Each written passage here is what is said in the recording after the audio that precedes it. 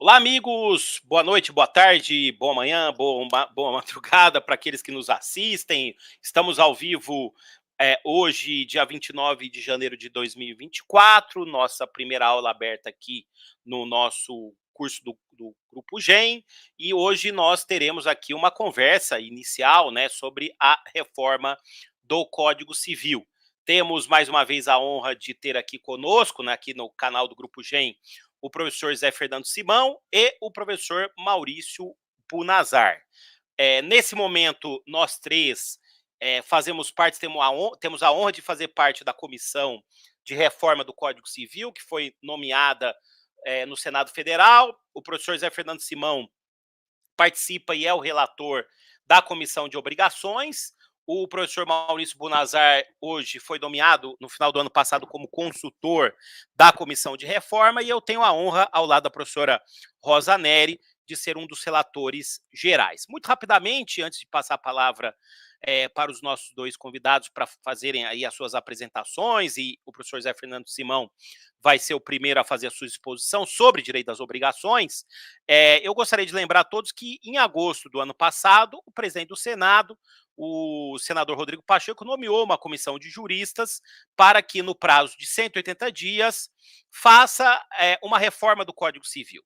A ideia é de atualização dos livros, de alguns reparos de acordo com a doutrina, sobretudo com aquilo que é consolidado na doutrina, também com a jurisprudência, uma atualização na parte do direito digital, porque esse é um código que foi elaborado na década de 70 inicialmente, e que é um código analógico, a gente precisa levar esse código para o campo do direito digital, das novas tecnologias. Essa comissão iniciou os seus trabalhos ano passado, foram 3 audiências públicas, e em dezembro do ano passado nós tivemos a apresentação das sugestões dos 9 grupos de trabalho, parte geral, obrigações, responsabilidade civil, contratos, coisas, família, sucessões, empresa e direito digital. Eu gosto sempre de ressaltar que nós não temos ainda projeto, não se pode falar ainda em projeto ou anteprojeto. Nós temos apenas sugestões dos juristas que, nesse momento, agora, estão sendo debatidas pelos 2 relatores gerais, no caso eu e a professora Rosa.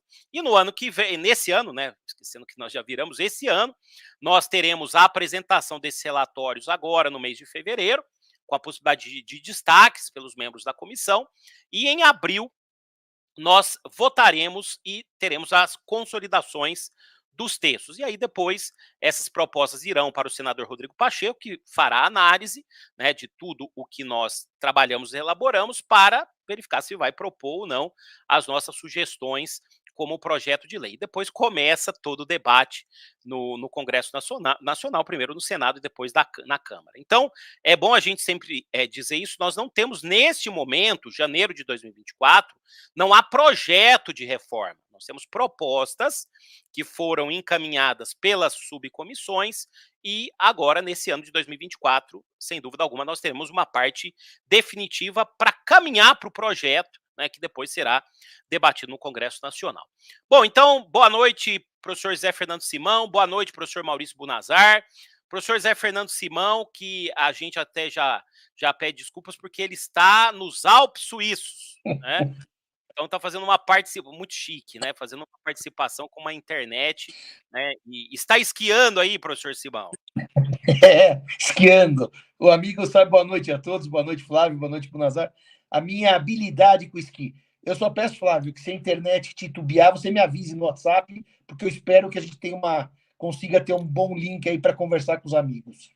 Muito bem. E o professor Bunazar, que está aqui em São Paulo, né? A gente já conhece aí, inclusive, a estrutura aí do estúdio do professor Batistella Bunazar. Professor Bunazar, suas considerações iniciais. Muito boa noite a todos. É uma alegria estar aqui com os amigos, começando o semestre letivo com esses meus 2 queridos professores, professor José Fernando Simão, professor Flávio Tartucci.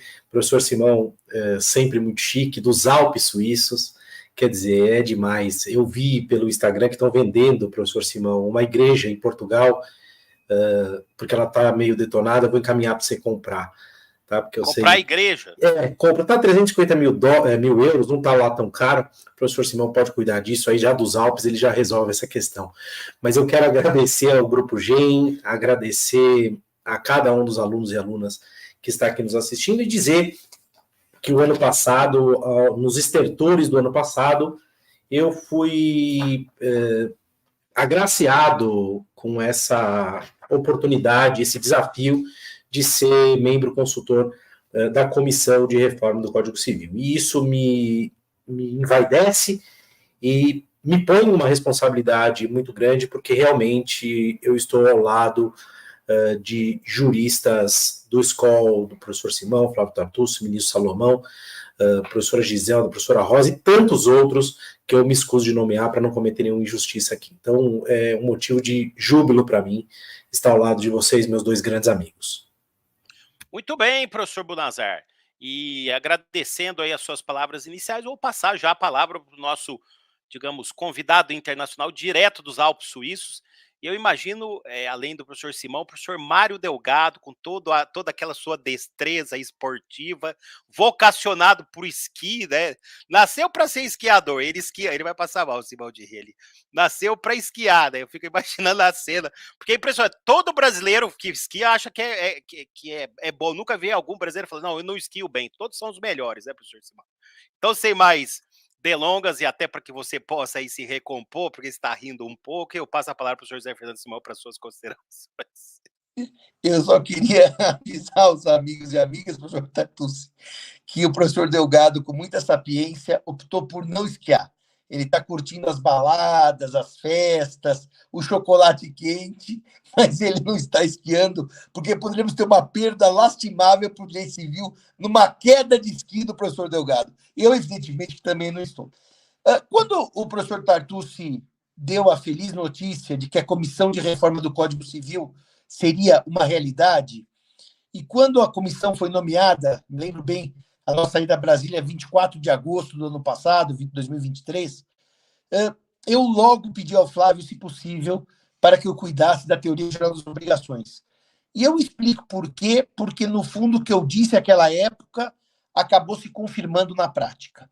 É um dos temas que a doutrina, em regra, aceita como bem escrito, como bem fundamentado e como bem regulamentado.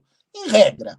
Há questões, há dúvidas, mas estruturalmente a teoria geral das obrigações, que não mudou muito entre o Código Reale e o Bevilacqua, ou seja, quando Miguel Reale chamou Agostinho Alvim para produzir o anteprojeto de obrigações, o Código não mudou muito, e que nesses anos todos recebeu por parte da doutrina, basicamente os enunciados do Conselho da Justiça Federal, algumas sugestões de melhoria que eu chamaria, Flávio e Buna, basicamente de leituras mais consentâneas dos dispositivos, mas não que gerasse necessariamente uma imprescindibilidade de alteração do texto de lei. E, portanto, o que eu me propus a fazer? Eu me propus a cuidar do que já estava bom, o que para mim é uma função mais fácil que a de outros colegas que tinham entre a realidade legal e a realidade jurisprudencial um Grand Canyon, como era o caso de direito de família. E quando eu me propus a isso, eu entendi, desde aquele momento, que a minha missão era fazer pequenos e pontuais ajustes em artigos que havia dificuldade de interpretação ou fazer ajustes em artigos que os enunciados do CJF melhoravam a aplicação ou algumas pequenas sugestões de mudança com base em debates doutrinários. Portanto, quando eu e o professor Edivaldo sentamos para conversar sobre o tema, havia uma clareza da nossa parte que nós não iríamos, por exemplo, fazer mudanças de língua portuguesa, onde está escrito o mesmo, que não é um bom português, colocar esse ou este, que nós não íamos, eventualmente, corrigir uma vírgula mal colocada. Se o artigo contava com clara interpretação doutrinária e com aplicação fluida da jurisprudência, esses artigos não seriam mexidos. E foi isso que esse nosso primeiro estudo fez. Não mexeu no que não precisava ser mexido. Por outro lado, havia artigos com enorme dificuldade de compreensão, talvez o mais embrulhado, difícil, é um artigo de compensação, e que eu me lembro que eu sentei com o professor Bunazar e fomos ler o Código Civil, que eu comento, o professor Tartucci comenta, e eu comento obrigações, para ver qual era o erro do artigo. Fomos a Bevilacqua, lemos a doutrina e ajustamos o artigo de acordo com Bevilacqua. Mas, professor Simão, o senhor atualizou voltando para o passado? Não, eu atualizei dizendo que a doutrina diz do artigo e que sempre disse. Não é que eu voltei para o passado. Se você ler a obra do professor Tartucci, ele diz isso, Orlando Gomes diz isso, eu simplesmente ajustei o que a doutrina dizia nesses artigos confusos, difíceis, por uma questão do processo legislativo histórico. A segunda parte das ideias foi incorporar ideias que vieram dos enunciados e que a mim pareciam muito interessantes e que nós acabamos, portanto, normalmente criando um parágrafo único ou um parágrafo segundo, onde havia parágrafo primeiro, para ajustar alguns detalhes da doutrina. Por exemplo, existe ou não existe mora em obrigação negativa? Isso é quase um consenso de que existe. E, portanto, a partir da leitura de Pontes de Miranda, sugerimos um parágrafo para dizer que há mora em obrigações negativas. Por exemplo, no famoso artigo 263 da obrigação indivisível, cujo objeto perece por culpa de apenas um dos devedores, 263, parágrafo 2º, todos respondem pelo equivalente? Sim, enunciado do CJF, e só o culpado pelas perdas e danos. Artigo 282, da renúncia da solidariedade, também, quanto eu posso cobrar dos devedores não beneficiados pela renúncia?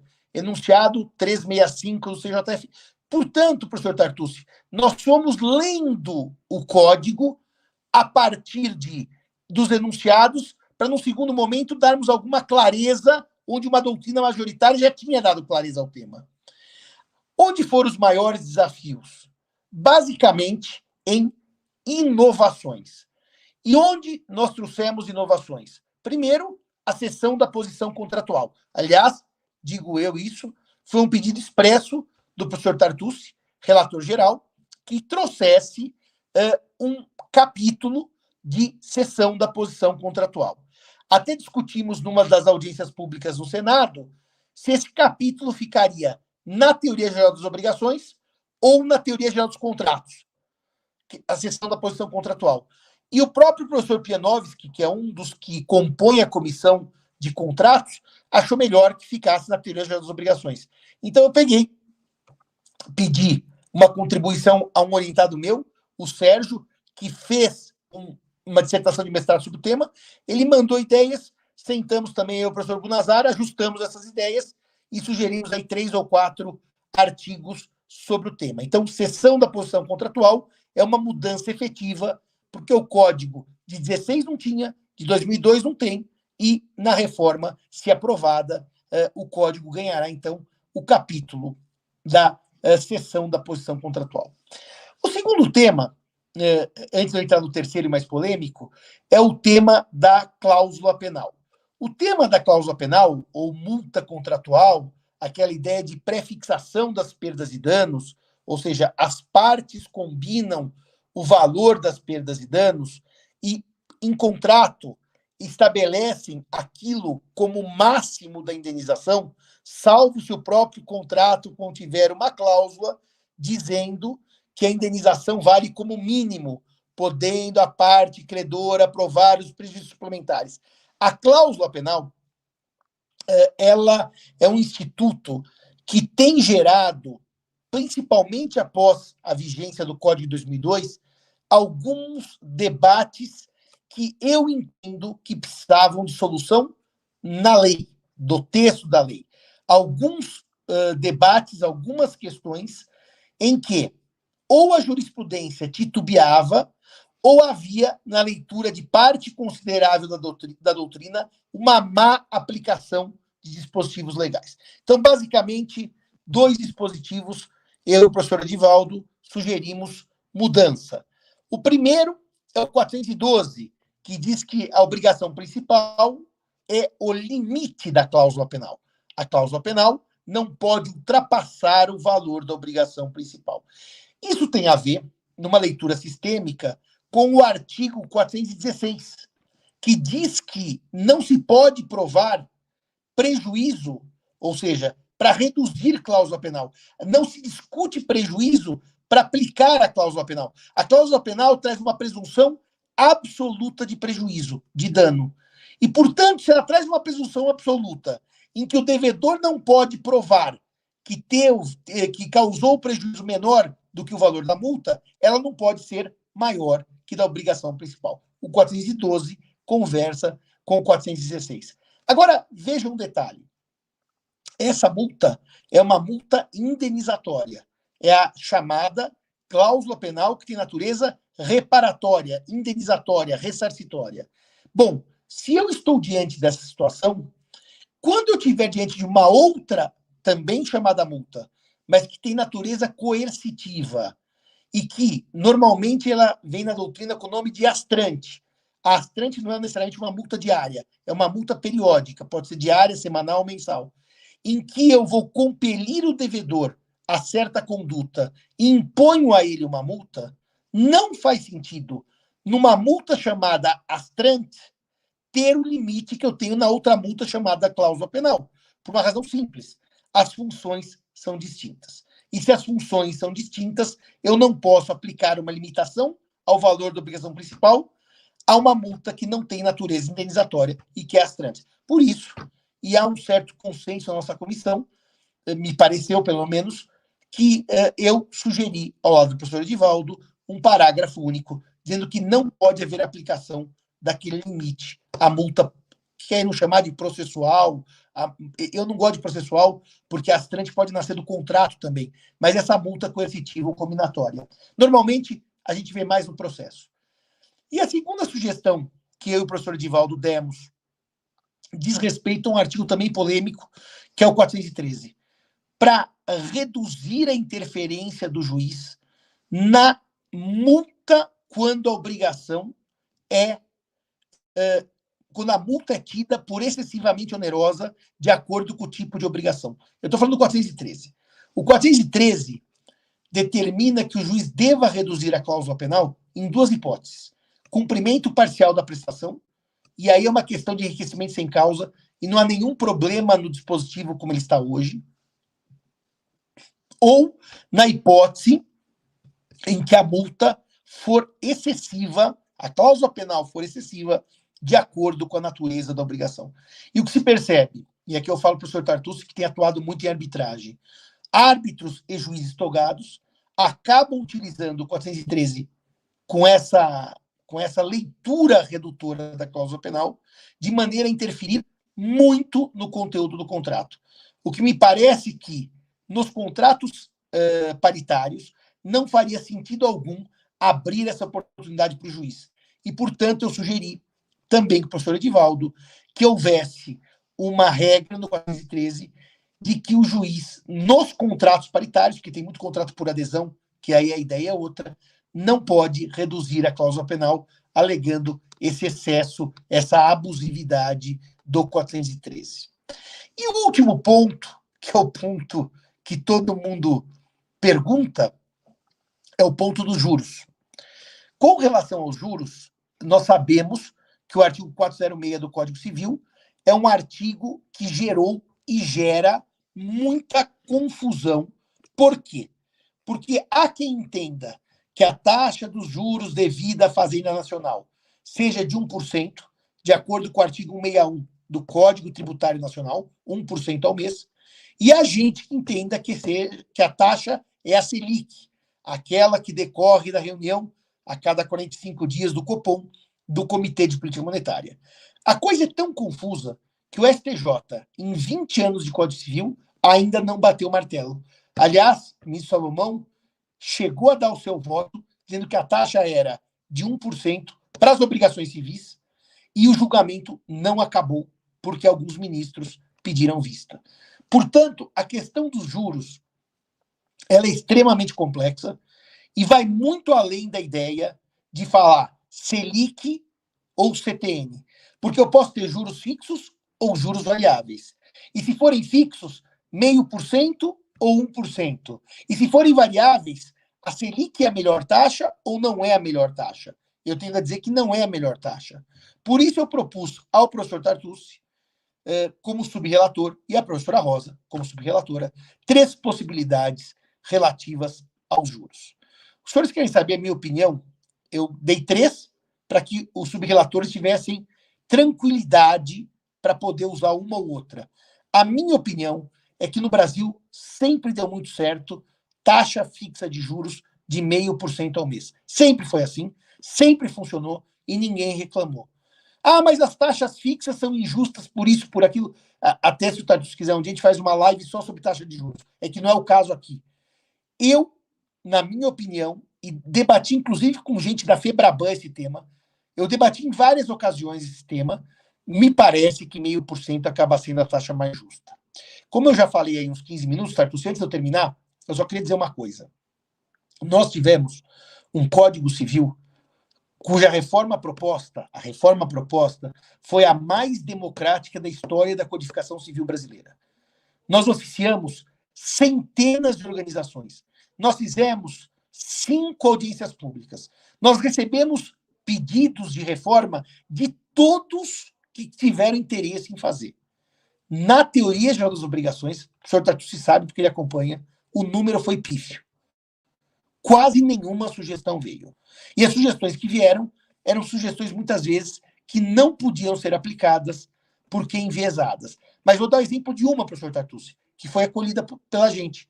Eu tinha esquecido da questão da imputação do pagamento, aquele parágrafo que era do Código Comercial, caso houvesse empate na onerosidade e no prazo das dívidas, mesmo prazo e mesma onerosidade, qual dívida era paga antes. E o professor Lúcio Figueiredo da Bahia lembrou na audiência pública e eu imediatamente adotei a sugestão dele para resolver esse problema. Então, além de democráticos, nós ouvimos muita gente. Mas as reclamações que eventualmente venham da teoria das obrigações, muitas se deverão ao fato das pessoas não terem mandado quase sugestões. As sugestões foram poucas e, normalmente, sugestões inacatáveis. De resto, eu torço de coração para que esse projeto, essa ideia vire anteprojeto, e esse anteprojeto vire projeto. Foi um trabalho sério, com juristas de grande qualidade, e muito me honrou o convite que eu recebi de Flávio Tartucci e do ministro Salomão.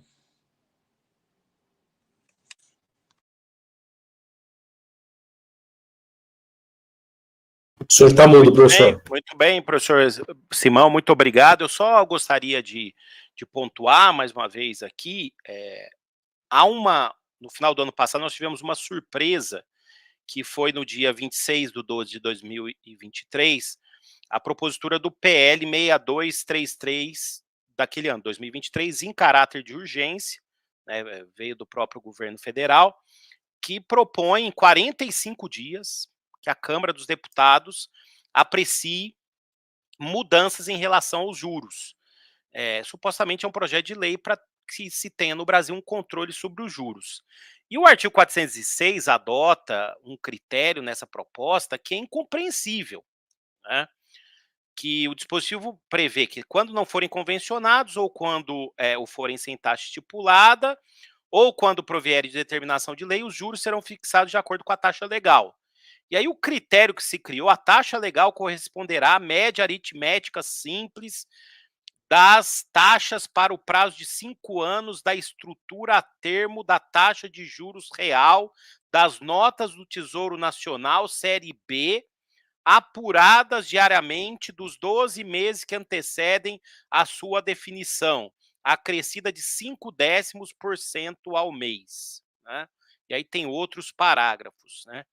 É incompreensível isso que nós temos aqui. Inclusive, eu já me comprometi até a gente acompanhar a tramitação desse projeto, porque além desse artigo, altera também menção a juros em outros artigos, 418, 591, 772, né, da mora do segurador em pagar o sinistro, mexe também na lei de usura.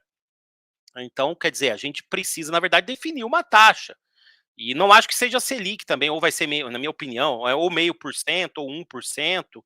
Então, quer dizer, a gente precisa de segurança, e esse projeto, essa proposta, não traz segurança alguma. Por certo, professor Simão, a respeito dos juros, nós estamos adotando uma das soluções e a gente vai ter esse debate, sem dúvida alguma, de forma muito intensa lá na comissão. Sobre o artigo 412, parágrafo único, eu tenho total concordância. No 413, nós fizemos só uma pequena alteração, mas sem mexer na essência. Acho que ficou aquela ideia, né, de que no contrato, que seja contrato civil paritário, contrato civil e empresarial paritário e simétrico, que é o critério que nós estamos adotando para dar mais liberdade aos contratantes, dentro da lógica da lei da liberdade econômica. Não cabe redução por onerosidade excessiva, que era a sua sugestão, e o que acho que está sendo acrescido é que as partes, as partes podem convencionar critérios para redução também, né? Que é algo que também já temos enunciado de jornada de direito civil. Mas é isso, professor Simão.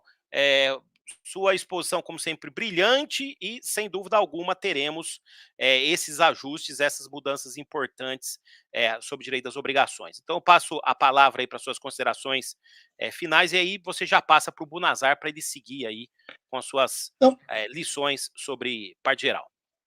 Queria agradecer aos amigos e amigas que nos ouviram, dizer que é muito bom estar sempre com vocês, e vamos agora ouvir o Bunazar pedindo licença, que eu vou me retirar, porque realmente aqui já está um pouco mais tarde. Um grande abraço. Quantos graus aí? Quantos graus? Hoje, agora está -2. Está -2 graus. E eu não vou falar de novo do Mário, não, senão o Bunazar não consegue fazer. Obrigado, estraga a minha participação. Obrigado, professor Simão. Aproveite. Até a volta. Obrigado, professora. Bom descanso.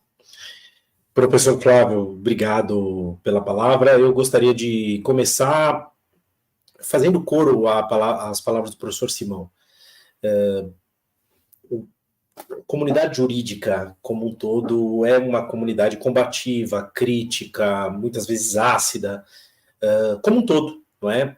E quando o Código Civil de 2002 entrou em vigor, uma série de ataques foram feitos, respondidos muitos pelo professor Miguel Reale, numa coletânea no Estadão, etc. Ô Buna, só uma nota. Claro, né? Fica à vontade. Eu também estou muito animado para responder todos, viu? Muito animado, aliás, esperando aí, animado, me preparei espiritualmente, fisicamente, né? Estou esperando aí para responder também, não só eu, né?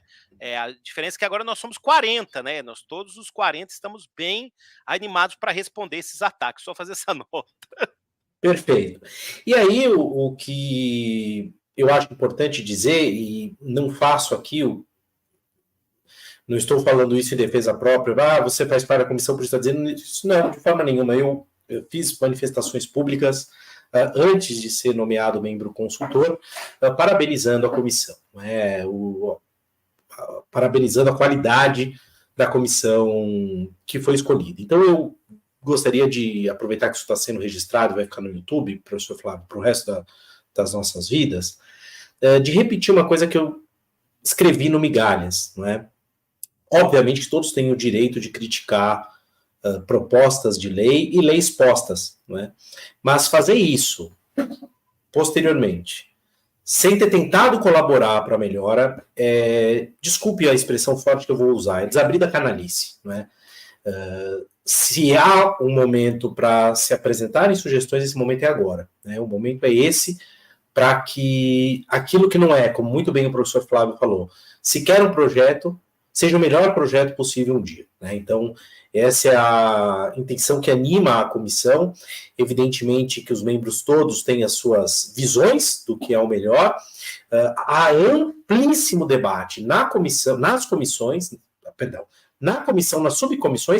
e um debate aberto, debate público. Eu não lembro do Código Civil de 2002, professor Flávio, ter ficado, claro que é uma piada, na internet nem existia direito, ter ficado da década nos últimos meses à disposição de todo mundo para que as pessoas pudessem ler o projeto e opinar. Então, largue de ser preguiçoso, preguiçosa, sente, escreva, pegue no site do Senado, comente o que você acha, dê a cara a tapa, porque o Brasil precisa desse tipo de colaboração. Dito isso, eu quero apenas trabalhar alguns pontos importantes aqui, debater com o professor Flávio Tartucci, debater com vocês algumas questões importantes, tá certo? Quero começar com relação ao artigo 48, né? O artigo 48 do Código Civil, ele trata das pessoas jurídicas que têm administração coletiva, e o texto diz o seguinte: se a pessoa jurídica tiver administração coletiva, as decisões se tomarão pela maioria de votos dos presentes, salvo se o ato constitutivo dispuser de modo diverso. O parágrafo único diz: decai em 3 anos o direito de anular as decisões a que se refere esse artigo quando violarem a lei ou o estatuto ou forem evadas de erro, dolo, simulação ou fraude. A proposta, que hoje está no site do Senado, inclui a coação, o estado de perigo e a lesão, e inclui o parágrafo 2º para dizer que, na hipótese de coação, o prazo de 3 anos começa a correr de quando cessar a coação, o que é coerente com o sistema de coação. O que pode se discutir aqui é uma questão interessante, né? Se nós deveríamos ou não manter a simulação no rol das causas de anulabilidade, né? Então, a primeira questão que nós teríamos que discutir aqui: qual a natureza jurídica desse vício? É uma nulidade ou uma anulabilidade? Há 2 possibilidades interpretativas aqui. Uma primeira vai dizer: não, Bunazar, é anulabilidade porque há prazo, se há prazo, é anulável.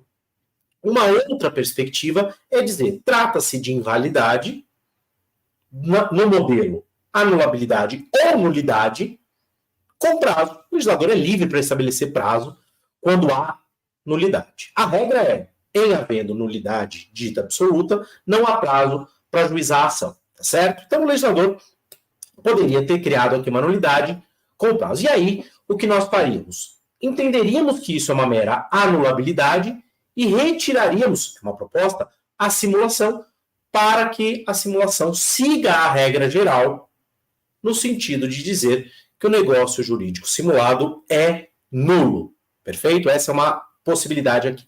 O que acontece, qual é a objeção que os societaristas em geral podem apresentar aqui, né? Quando nós temos órgãos de administração coletiva, nós temos uma pessoa jurídica, não é que, perdão, quando nós pensamos em pessoas jurídicas, normalmente aquelas com administração coletiva, há uma relação muito intensa com terceiros. E o receio é que a possibilidade de desfazimento de deliberações a qualquer tempo coloque em risco os direitos desses terceiros. Então, o artigo 48, parágrafo único, hoje, ele é concetâneo com o que diz a própria lei das SA. Né? Na lei das SA, não há prazo, não há nenhuma hipótese em que não haja prazo para anular. Há prazos, a lei diz prescrição, mas a doutrina inteira diz que é decadência, curtíssimos de decadência, 1 ano e 2 anos, para invalidar deliberações. Então, haveria aqui essa objeção de que nós estaríamos, talvez, fragilizando a posição jurídica de terceiros.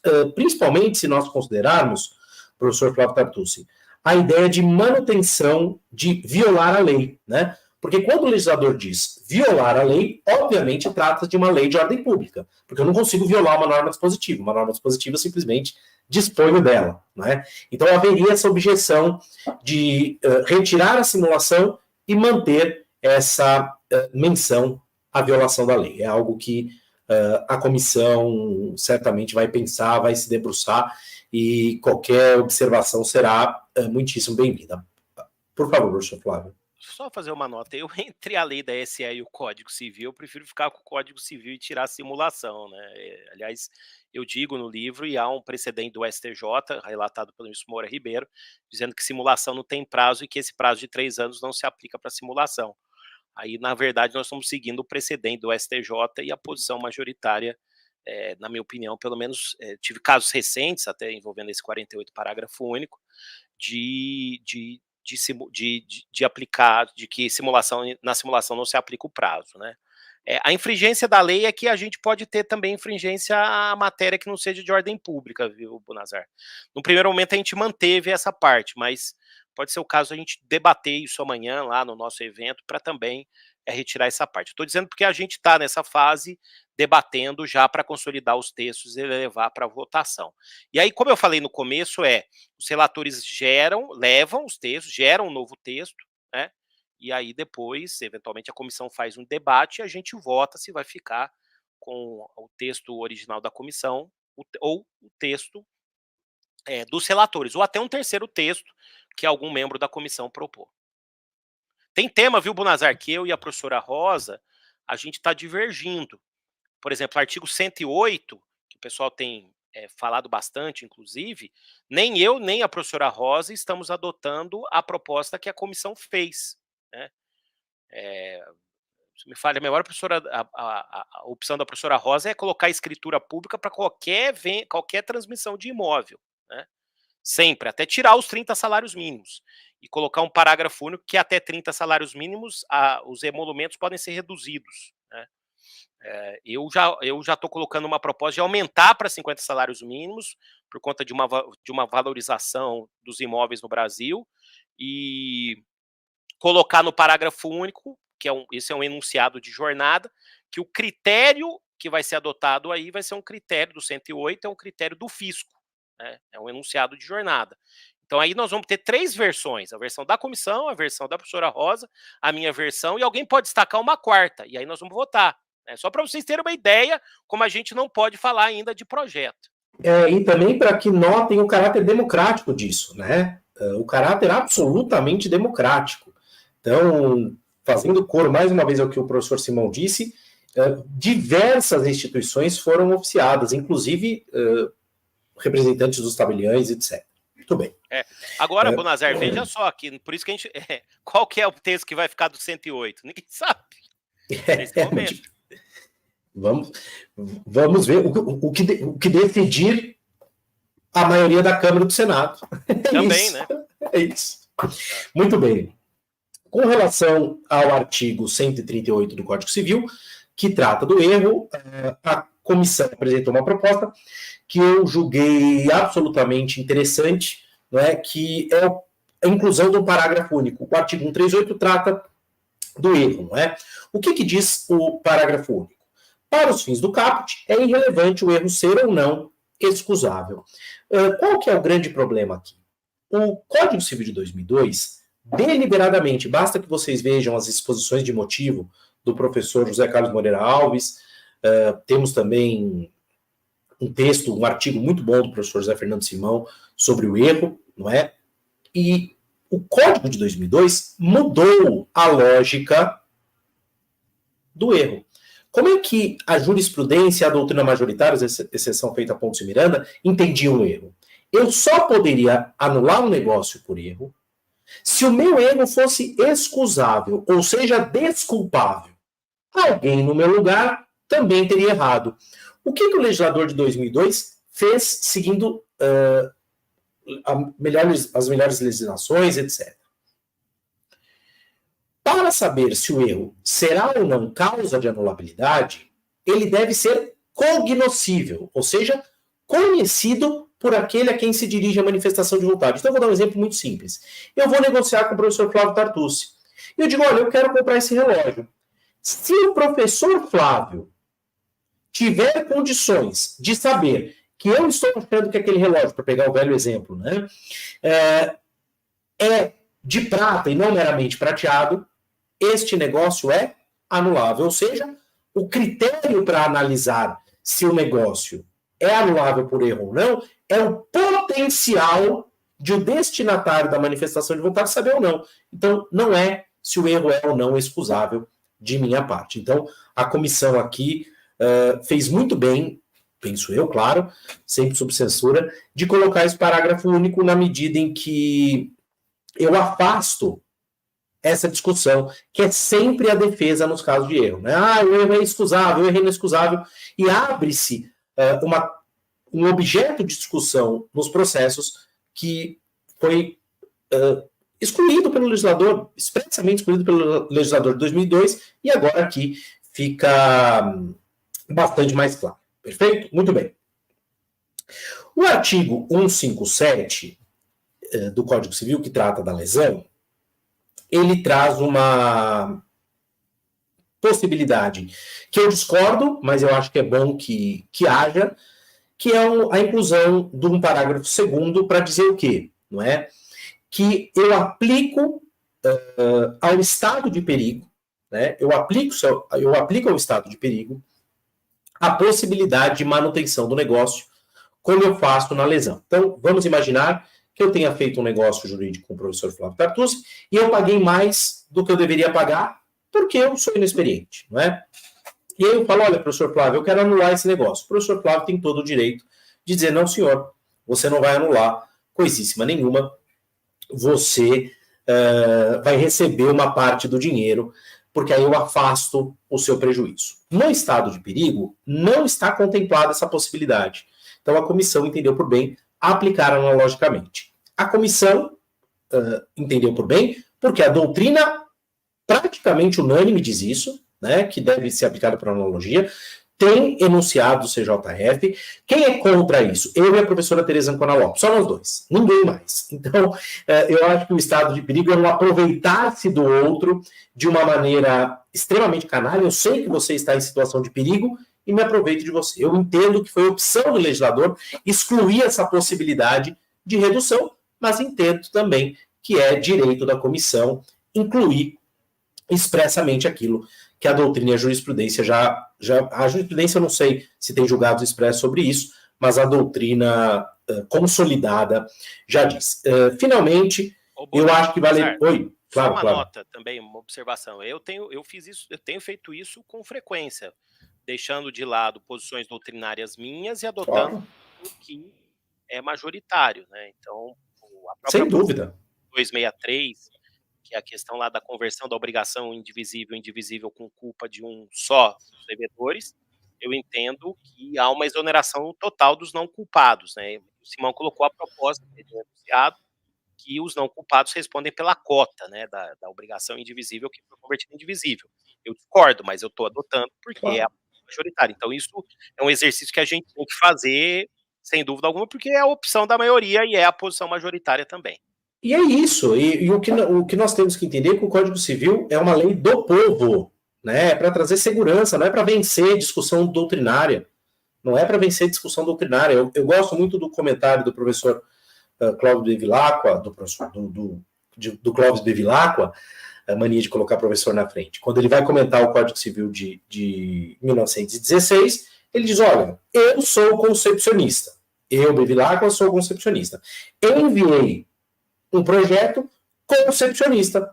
A Câmara e o Senado aprovaram um projeto natalista. Então, pronto, o Código Civil adotou a teoria natalista, feito, e acabou. Então, nós temos sim que assumir a postura de aceitar que a nossa opinião não vai prevalecer. Não é? Então, em prol da segurança jurídica, é muito conveniente que adequemos isso ao que pensa a maioria da doutrina, então é de se louvar essa alteração. E há uma possibilidade aqui, professor Flávio, que nós já debatemos informalmente, e não é uma proposta ainda original, uma proposta que consta do Senado, que é de pensarmos numa ação direta do agente para, ao invés de eu ter de mover uma ação anulatória, e você ter de se defender pedindo a repactuação do negócio, o reequilíbrio, eu poder ajuizar diretamente uma ação voltada ao reequilíbrio. Ou seja, ao invés de eu pedir diretamente a anulação, eu peço o reequilíbrio do contrato e subsidiariamente a anulação. A relatoria está propondo isso. Excelente, ótimo. Aliás, na lesão e no estado de perigo. Ótimo, perfeito. Porque aí é uma forma de você privilegiar a autonomia privada e a conservação do negócio jurídico, né? Muito bem. Com relação ao artigo 167, que trata da lesão, né? Eu vou ler o que diz o artigo 167 e leio na sequência a proposta. É nulo o negócio jurídico simulado, mas subsistirá o que se dissimulou, se válido for na substância e na forma. O artigo 167 diz, na proposta, é nulo o negócio jurídico simulado, mas subsistirá o que se dissimulou, se válido for na substância, forma, perante a lei e não causar danos a terceiros, né? Essa observação, essa alteração vai ao encontro, e não de encontro, de propostas de enunciado. Mas eu penso, e aqui é uma crítica, professor Flávio, meramente redacional, não do português, evidentemente, mas meramente redacional, eu acho que não faz, penso eu, sentido incluir válido perante a lei, né? Justamente a lei é o padrão de validade. Então, eu penso que a comissão poderia repensar essa redação do artigo 63. Por quê? Insisto, minha opinião interpretando o artigo 167 tal qual posto. Um negócio jurídico só é válido na substância quando ele não prejudica terceiros, não é? E quando ele vai ao encontro da lei, não de encontro à lei. Então eu penso que a gente poderia abrir margem aqui para uma interpretação equivocada. Acho que esse artigo, a redação dele não ficou a melhor possível, não é? Com relação ao artigo 169, o artigo 69 diz: o negócio jurídico não é suscetível de confirmação, nem convalesce pelo decurso do tempo. Há a possibilidade de pensarmos, não há ainda no site do Senado nada disso, a possibilidade de discutirmos a conveniência ou não de estabelecermos a prescritibilidade das pretensões restituitórias. Ou seja, eu faço um negócio com o professor Tatu, se vendo para ele um carro, por exemplo, e ele me pagou, não é? Ao desfazer esse negócio, eu tenho que devolver o dinheiro para ele, e ele tem que me devolver o carro. Então, a dúvida é, faz sentido estabelecer prescrição das pretensões restituitórias aqui? O professor Simão entende que sim. Eu entendo, minha opinião, escrevi isso no meu livro, que o prazo prescricional para restituição é oriundo da nulificação.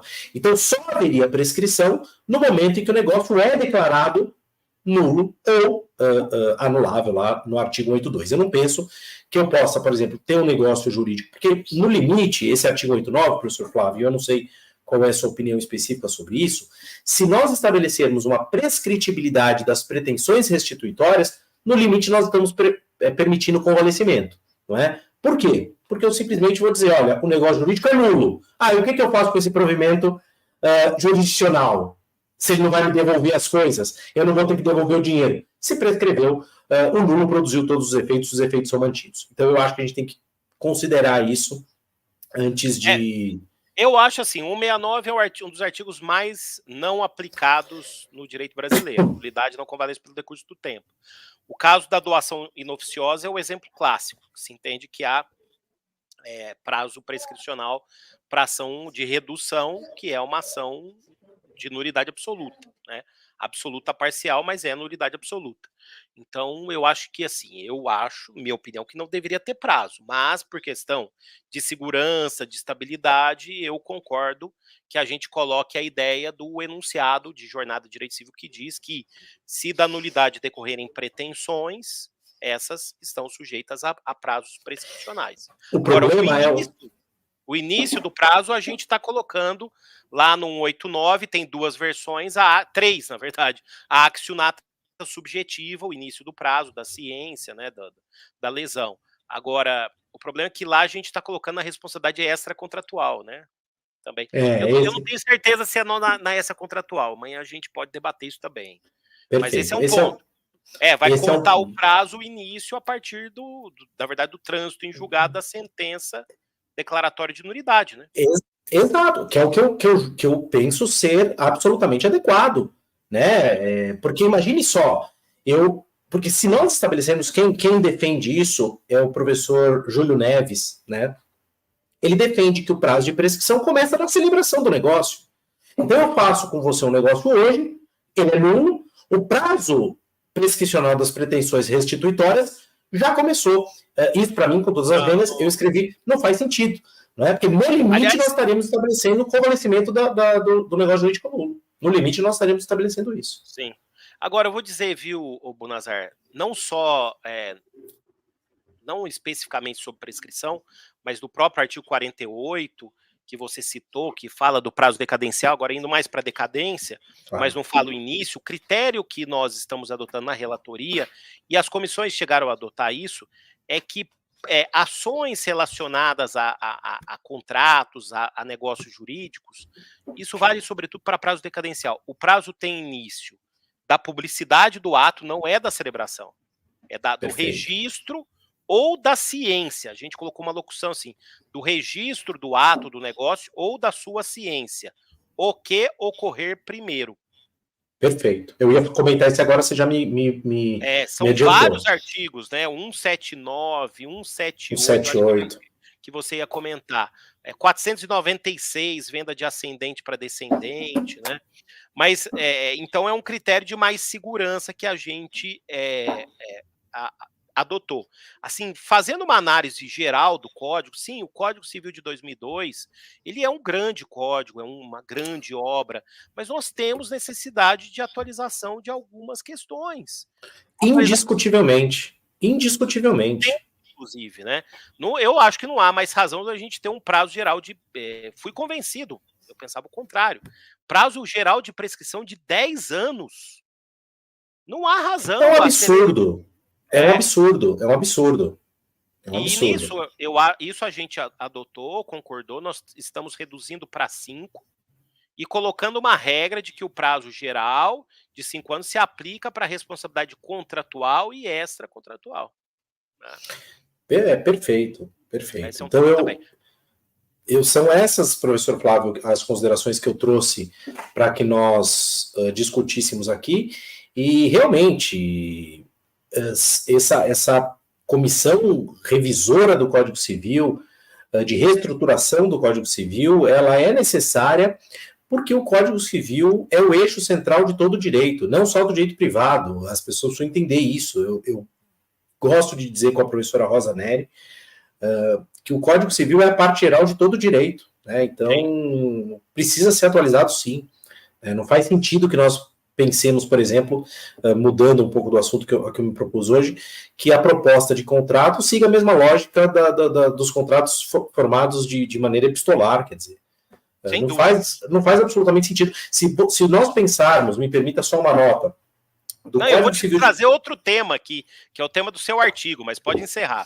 Se nós pensarmos no Código Civil de 1916, até a entrada em vigor do Código Civil de 2002, o mundo mudou muito menos do que mudou na última década. Não considerar isso é fazer vistas grossas para sem dúvida, a realidade das coisas.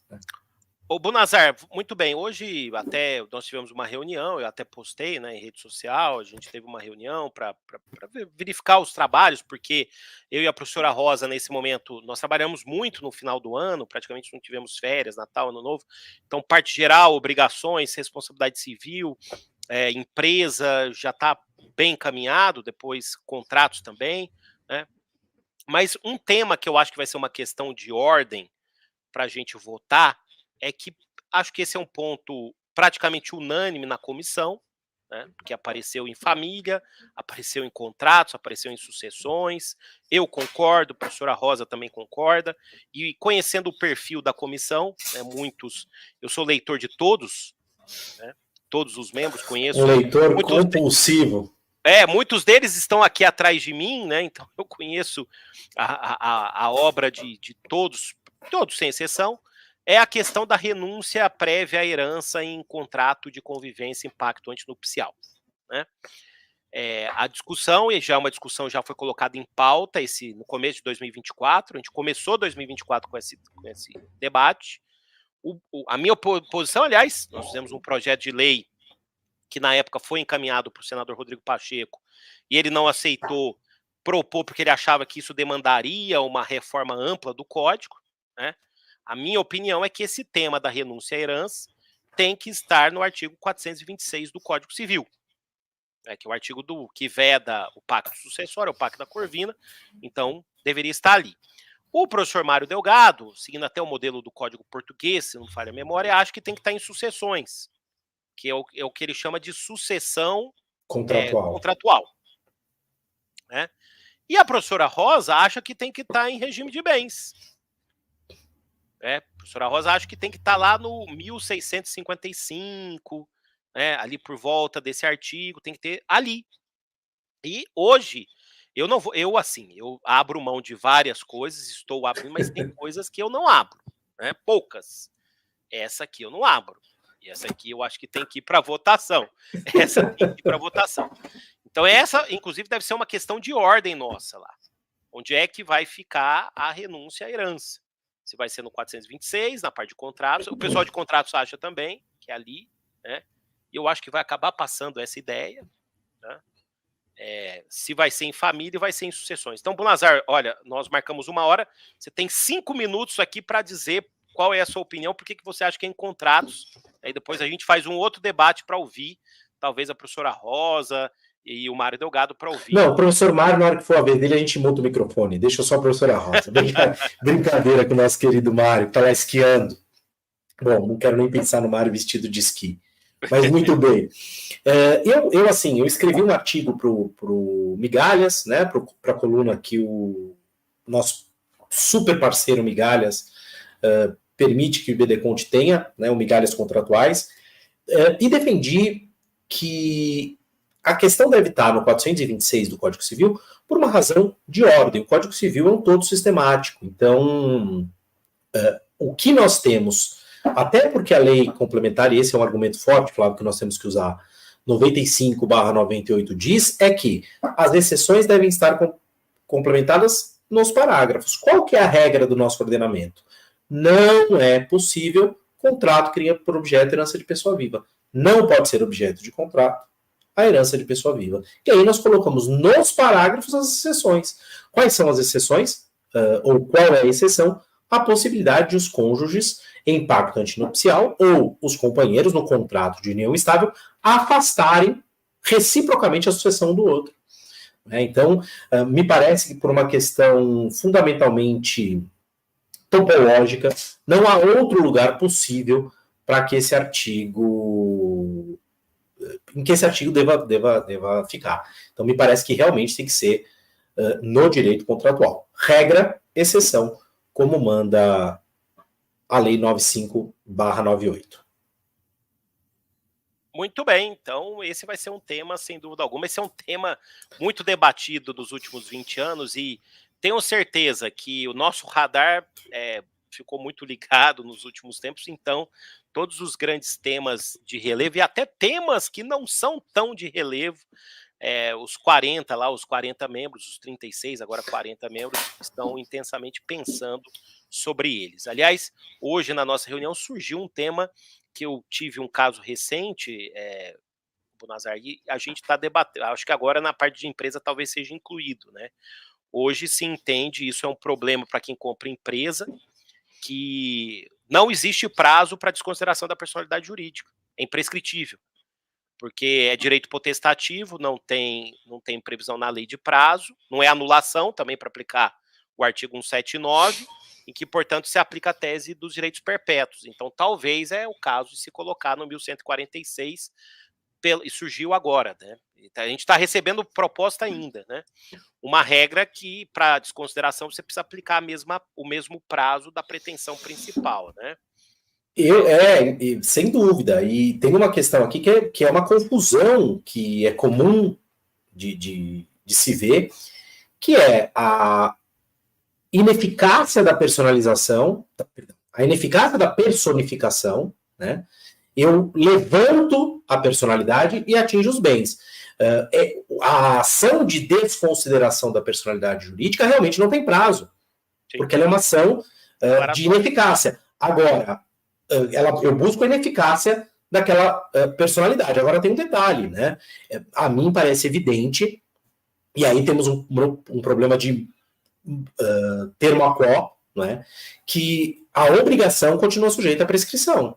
Então, se o professor Flávio, da sociedade empresarial dele, comete uma fraude, eu não atuo, e depois de 15 anos eu quero desconsiderar, dizer, não há prazo para desconsiderar, sim, não há mesmo. Desconsidera, olha à vontade lá dentro, mas não pega nada, porque a pretensão foi encoberta pela prescrição. É o que me parece. Mas reconheço, professor Flávio, que isso deva ser tratado com um pouco mais de clareza para evitarmos aí interpretações pródigas, digamos assim.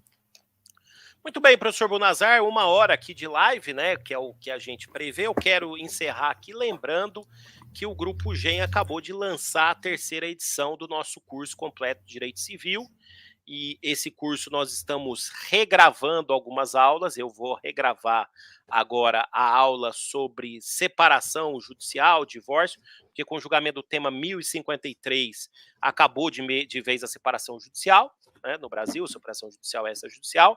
O Bunazar vai regravar 4 ou 5 aulas com o Marco Legal das Garantias, né, e voltamos àquela promoção, 40% de desconto, e ganha o e-book do Manual de Direito Civil.